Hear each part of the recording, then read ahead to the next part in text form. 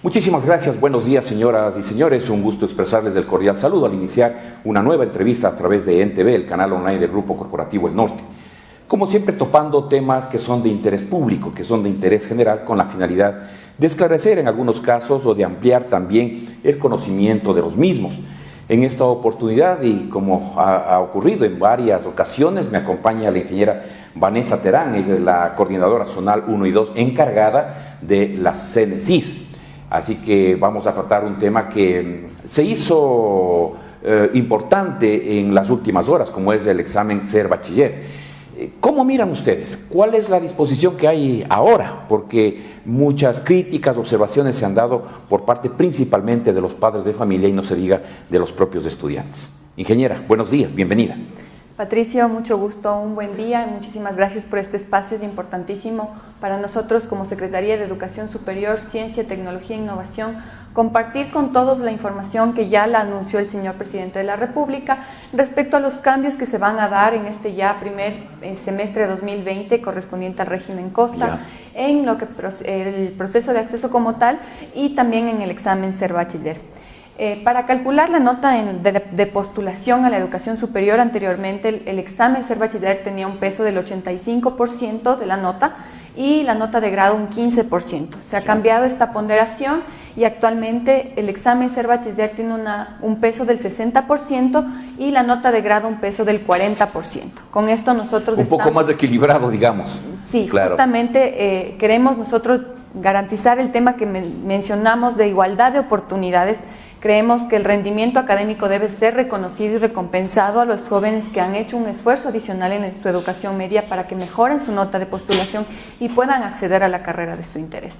Adicional a este cambio, que es más bien dentro del proceso como tal de acceso, cambia también el examen en cuanto a los dominios que se aplican en el examen. Teníamos anteriormente 5 dominios, ahora serán 4. Se elimina el dominio abstracto, que se entiende como transversal a través de las matemáticas y el lenguaje, y con esto se reduce también el número de preguntas del examen de 155 a 120 preguntas, y por tanto ya el examen no será de 3 horas, sino de 2 horas 30 minutos. Vamos por partes. Esta temática, si cabe el término, de este dominio abstracto, ¿de dónde sale? ¿Quién se inventa? Porque de alguna manera también un poco como que les choca a los estudiantes. Aparte del nerviosismo que tienen para rendir una prueba, que salgan con ese tipo de cosas, un poco también, eso me parece a mí que les obliga a ustedes a suspender esta situación. Sí, el proceso como tal ha venido perfeccionándose desde el 2012, cuando se implementa el Sistema Nacional de Nivelación y Admisión. Teníamos el Examen Nacional de Educación Superior, ENES, anteriormente, que era diferente, los jóvenes tenían que rendir 2 exámenes, entonces después ya se unificó, se hace el examen Ser Bachiller. Con el examen Ser Bachiller se implementan los dominios de científico, sociales, etcétera, entre otros que no contemplaba el examen nacional de educación superior, y se contempla ya 5 dominios que realmente no son...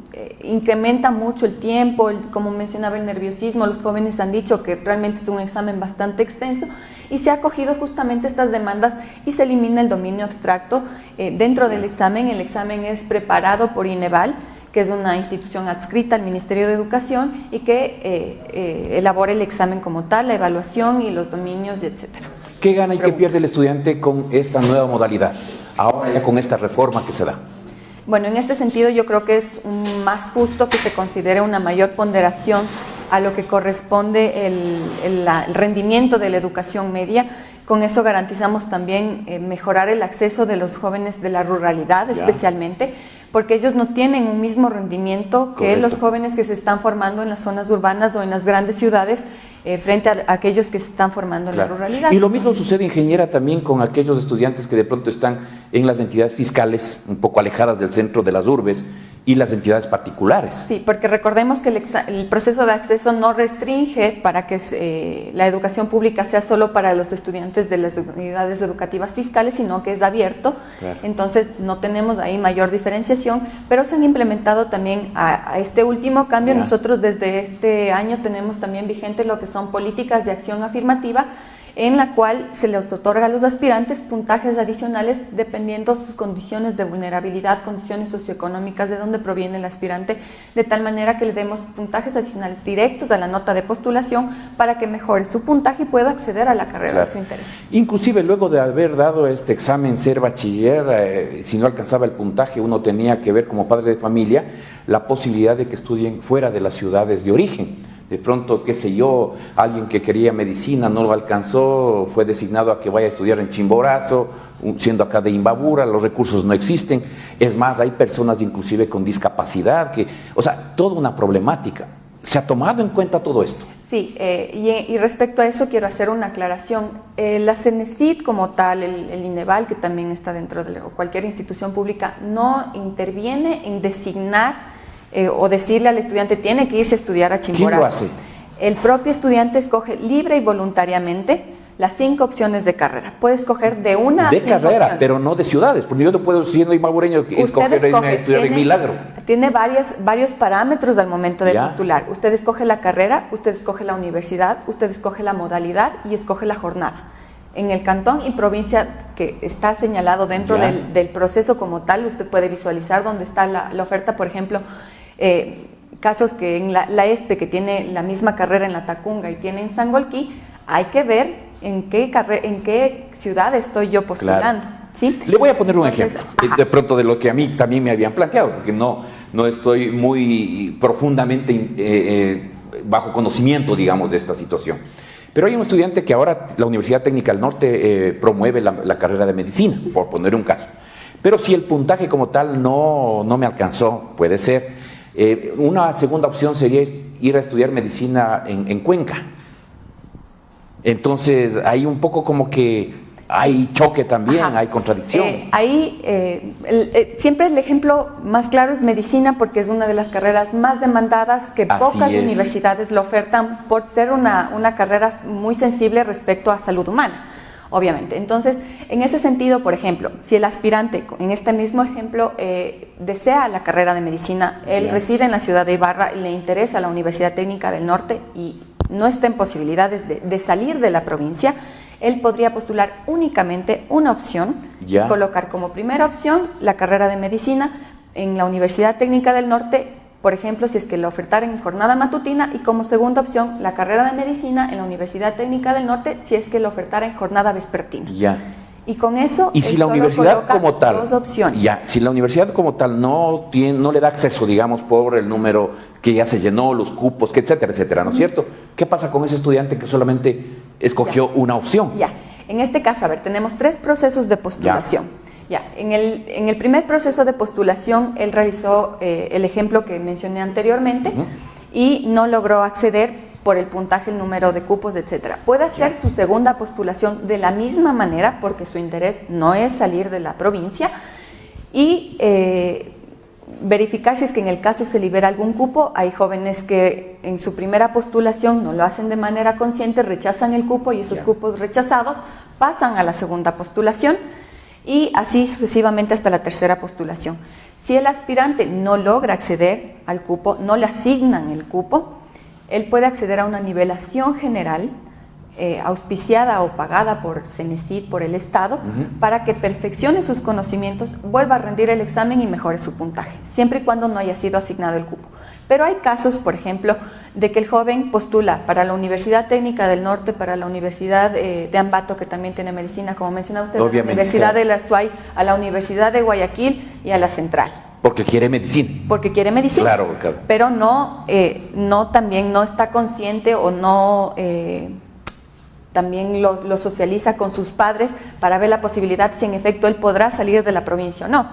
Entonces, en función de su puntaje, en efecto, el sistema le va a asignar un cupo en la universidad donde él haya obtenido el puntaje que se acerque o que esté dentro del rango de los postulantes que han demandado esos cupos. Entonces, digamos que le sale a la Universidad de Guayaquil, pero porque él lo colocó dentro de sus 5 opciones de carrera y él está en la posibilidad de aceptar o rechazar el cupo también.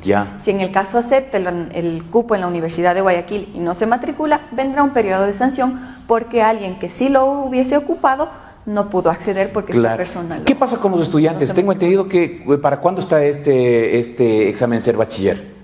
Se va a rendir en el mes de enero. Ya enero, ¿verdad? Enero. Entonces, una vez que el estudiante... ¿Esto es obligatorio? No, el examen es obligatorio para los estudiantes de tercer año de bachillerato porque el examen ser bachiller también les ayuda, les promedia la nota de grado. Ya. ¿Sí? En cuanto a los sobre edad o aquellas personas que ya rindieron el examen en procesos anteriores, no es obligatorio. Realmente quienes estén interesados en acceder a la educación superior, ya tengan su bachillerato, pueden hacerlo las veces que deseen. No hay un límite tampoco respecto a cuántas veces participan en el proceso, pero el tema también es garantizar la educación superior. Ingeniera, yo quiero expresar el agradecimiento a quienes se conectan también con NTV a través de nuestras redes sociales. Tenemos muchas vistas y les agradezco por... El tema es obviamente importante, sobre todo para los padres de familia y para los estudiantes que tienen ya visión de ingresar a la universidad. Muchos estudiantes sin cupo, nos dice Andrés Chamorro. No sé a qué se refiere concretamente, no sé si usted lo puede indicar. Sí, en efecto existe una brecha entre los que demandan educación superior y la oferta actualmente de las instituciones de educación superior. Pero también hay que reconocer que existe una demanda importante por 15 son las carreras más demandadas a nivel nacional y entre mayor demanda tiene una carrera, mayor puntaje se requiere. Claro. ¿Por qué ocurre eso, ingeniera? Porque de pronto están fallando las instituciones educativas en donde no hay una orientación muy certera, digamos, a los estudiantes para saber qué posibilidad tienen de estudiar, qué carrera. Yo creo que más bien es un tema social en general, porque también existe presión de los padres de familia, presión de la sociedad de que el joven a sus 18 años decida lo que va a cursar durante toda su vida. Entonces, realmente no tienen una decisión consciente e informada. Y también el tema del interés de los jóvenes, de buscar información de las carreras, ¿Qué empleabilidad voy a tener con una u otra carrera? También no la buscan, o incluso de qué va a tratar la carrera durante toda su formación. Existen jóvenes que me dicen, yo estoy interesada en redes y telecomunicaciones. Y les decimos, ¿y qué tal eres para las matemáticas? No, las matemáticas no me gustan. Claro. Entonces, no hay por eso le preguntaba, ¿por qué? Exacto, un proceso debería haber. Y en los colegios igual, creo yo. Un direccionamiento también, se ha trabajado con el Ministerio de Educación, los DS y todo. Pero también desde la familia, yo creo es importante que los jóvenes estén interesados, sus padres estén seguros y respalden la decisión de sus hijos. Muchas veces también le dicen, no, es que tú tienes que ser médico, tú tienes que ser abogado, tú tienes que ser porque ingeniero, tu papá es tal. porque tu papá es así y porque ahí es donde hay... Ingeniera, tenemos más preguntas, muchísimas gracias. Aquí hay una pregunta, dice, ¿alguien que tiene título de una universidad privada puede aplicar para estudiar otra carrera en otra pública? ¿También hay que rendir el examen?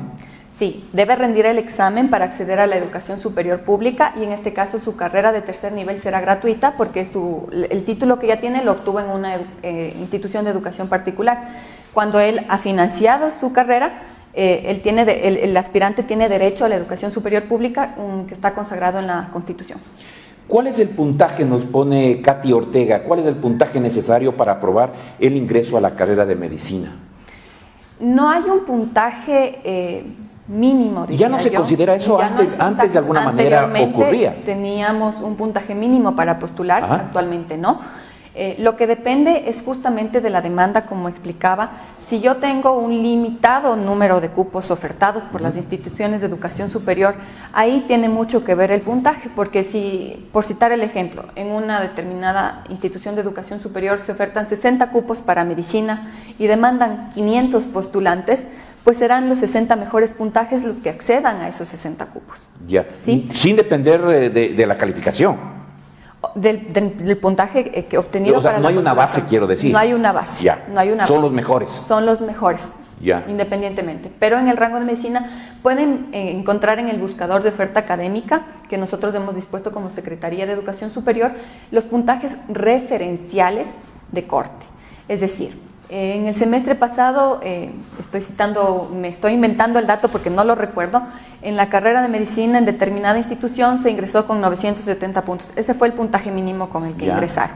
Entonces también depende del semestre varían de semestre a semestre y depende de la institución de educación superior el puntaje referencial de corte. Correcto. Pero como quiero recalcar el referencial, porque no es yo encontré en el sistema que decía 970, yo tengo 971 y no logré ingresar. Claro. Porque difiere de semestre a semestre. Ingeniera Jonathan Chesa, muchísimas gracias. Una buena pregunta, me parece aquí interesante. Buenos días, disculpe una pregunta. ¿Cuál es el periodo de sanción cuando se está en primer semestre y el estudiante se retira? A ver, si él está cursando ya el primer semestre de la educación superior, ya es su carrera de tercer nivel gratuita, ¿sí? Él aceptó un cupo, se matriculó, cursó nivelación, si en el caso había nivelación, y primer semestre, y por tanto esa ya es su carrera de educación superior gratuita. Si él desea acceder a otra carrera, puede esperar cursar un segundo semestre y hacer un proceso de homologación en cualquier otra carrera o un cambio de carrera que se denomina según el reglamento de régimen académico o cambiarse de institución de educación superior, pero si es que hace este proceso de homologación como tal para mantener la gratuidad. Si en el caso él desea, dice yo no quiero ni continuar con el segundo semestre, él lo que va a hacer es hacer un nuevo proceso de acceso, pero su segunda carrera ya no va a ser gratuita, ¿sí? Entonces recordemos que la Constitución dice tenemos derecho a una carrera de tercer nivel gratuita. Entonces su primera carrera que él libre y voluntariamente aceptó el cupo, claro, se matriculó, continuó estudiando su primer semestre, ya es su primera carrera. Tengo dos preguntas finales agradeciendo a quienes están interactuando con nosotros. Nancy Guevara plantea, buen día, ¿qué tiempo es de sanción para los estudiantes que rechazaron un cupo porque no quieren la carrera que la aceptaron inicialmente? Ya que no tuvieron una buena orientación, ¿tienen oportunidad para dar en enero otro examen? Voy a contestar de dos maneras porque la pregunta no me quedó muy clara. Si en el caso un aspirante supongo rechaza... que un aspirante escogió medicina, pero de ahí no, esto no es mío. Como siempre, quiero saber tecnología, pero no sé matemáticas, no quiero... Como habla de rechazar el cupo y después dice como que lo aceptó y no continuó, me queda ahí la duda. Cuando está en el proceso de postulación, ya estamos en la etapa de aceptación de cupo, si un aspirante rechaza el cupo de primera opción de carrera, no puede continuar en los siguientes procesos de postulación. Recordemos que la primera y segunda opción de carrera son las que más desea el aspirante, o sea, son las que con mayor seguridad desea seguir. Entonces, en ese caso, no continuaría con el proceso de postulación, los siguientes procesos que tenemos 3. Si en el caso aceptó un cupo, pero no se matriculó en la institución de educación superior donde obtuvo el cupo, tiene un periodo de sanción de 6 meses. Es decir, si es que rindió el examen en el mes de junio de este 2019, no puede rendir el examen en el mes de enero, pero puede hacerlo en el mes de junio del 2020. ¿Sí? Ese es el periodo de sanción de 6 meses. Para poder... Y finalmente, ingeniera, agradeciéndole también a usted por su tiempo y por sus explicaciones. Alexita Gavilanes dice, aquí en Ambato, para ingresar a la UTA, Universidad Técnica de Ambato, piden sacar 992 para medicina. Y ahora sabemos que han quitado abstracto y han incrementado, en cambio, física y química para el examen ser bachiller. ¿Es real? No. Tenemos 4 dominios que ya o sea, de los 5 dominios que ya se aplicaban, solamente se resta el abstracto. Ya. Quiero recordar todos: matemática, lenguaje científico y social, si no me equivoco. Son esos 4 que se mantendrían. El abstracto definitivamente ya no está. Sí, no ingresa química, no ingresa física. En el dominio matemático sí he visto yo preguntas de física, de fórmulas básicas que ellos deben recibir en el bachillerato general unificado, pero no tienen realmente un fondo de física o química como tal, en este caso. En lo que ella mencionaba que en la Universidad Técnica de Ambato se requieren 992 puntos, le mencionaba que el puntaje dependerá de semestre a semestre. Por ejemplo, en el historial, digámoslo así, la Universidad Central era la más demandada y a la que se requería un puntaje mayor para acceder a la carrera de medicina, por ser tradicionalmente un referencial en la carrera. Cuando era necesario el puntaje, un puntaje base. Desde siempre. Siempre ha requerido un puntaje alto para la carrera de medicina porque existe una gran demanda para la carrera como tal. Pero en uno de estos semestres, no recuerdo si fue en el primero o segundo semestre de 2019, la Universidad Técnica de Ambato superó los puntajes que se requerían frente a la Universidad Central. ¿Sí? Entonces, depende también de la demanda. Quizás para estos semestres, no recuerdo en cuál fue, un número mayor de postulantes demandó la carrera de medicina en la Universidad Técnica de Ambato y ya no en la Universidad Central. Entonces el puntaje que requería, los puntajes fueron más altos para acceder a la Universidad Técnica de Ambato que para acceder a la Universidad Central. Yeah. Pero en función, como digo, al número de demandantes, porque existe un... Y los cupos que tiene la universidad también, lo que oferta la universidad. Exactamente. Ya. Pongamos que había cupo para 20 estudiantes en la Universidad Técnica de Ambato, me estoy inventando. Y 992 saco el aspirante A. Pero ocurre que de los 20 cupos, los 18 tienen más de los 992, se quedaría fuera el del 992, si es que de pronto hay otro número más. Ajá. En este caso, digamos, 20 cupos. Postularon 500 aspirantes y 20 tienen entre 1000 y 992 puntos. ¿Ya? ¿Sí? Entonces, esos van a ingresar. Correcto. Con los 20 cupos. ¿Sí? ¿Ya? Si yo tengo 991, ya no alcancé. Claro que sí. ¿Sí? O si, por ejemplo, yo tuviese 5 casos de 992, pero tengo puntajes superiores a 992. Los 20 están por sobre los 993 para arriba, ¿ya? Ajá. Entendido. Exactamente. Ingeniera, muchísimas gracias. La ingeniera Vanessa Terán es la coordinadora zonal 1 y 2 encargada de esta dependencia acá en el norte del país para hablar sobre el tema del examen Ser Bachiller. Algunas inquietudes planteadas por los propios televidentes, por los propios estudiantes, me parece que han sido solventadas. Ingeniera, muchísimas gracias. Si hay algo más que hablar, encantado. Recordarles a todos los aspirantes a acceder a la educación superior que visiten y se informen a través de nuestros canales oficiales la página admisión.cenesid.gov.es. Pueden encontrar toda la información respecto al proceso de acceso, los cronogramas, qué documentos habilitantes necesitarán, cuándo se hace asignación de sede, las inscripciones, etcétera. Entonces, que siempre nos estén visitando e informándose a través de las cuentas oficiales para que estén pendientes del proceso, que también tiene cronogramas estrictos y es necesario hacer cada una de las etapas en esos tiempos. Muchísimas gracias, ingeniera, y no se olviden también, Diario El Norte registra una información más completa en la edición de este día. Muy amable y gracias a ustedes, señoras y señores.